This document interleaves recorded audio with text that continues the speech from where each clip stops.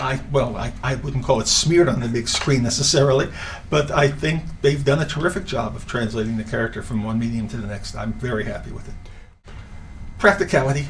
Really? Sure. Frankly, it looks cooler.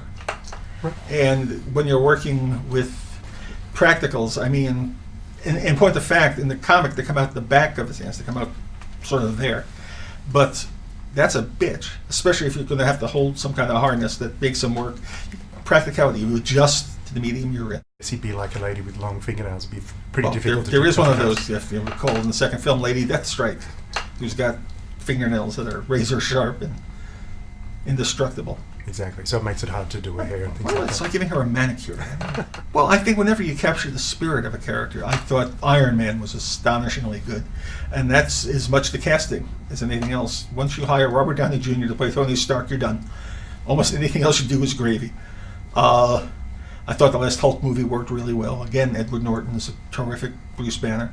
Some of the others don't work quite as well. I didn't think Catwoman was a particularly good film. I don't think anybody did. But when you capture the sense of a character, translating it from one medium to the next, any changes you make, are fine. Mm-hmm. I mean, the whole line from the first X film, what did you expect? Yellow spandex? Black leather outfits were just fine by me.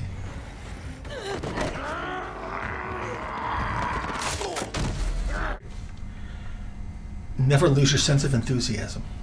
What about, say, the Watchmen boys? What did Dave Gibbons and Alan Moore teach you? Never lose your sense of dismay.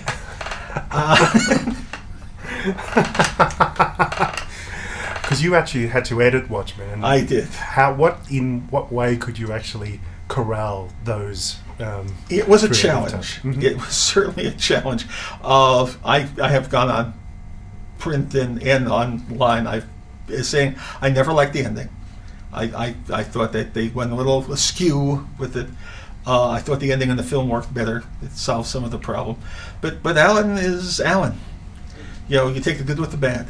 You want that word craft, that ability to sculpt a line like the way Wilson's business. You put up with mismatched socks and an inability to spell.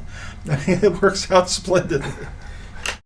I just exploring the character more. I think the Japanese story, if that's where they go, and I imagine that is where they're planning to go, is the perfect next choice. It gives you a whole different side of the character.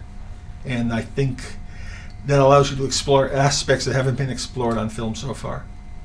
The noble warrior, as opposed to the berserker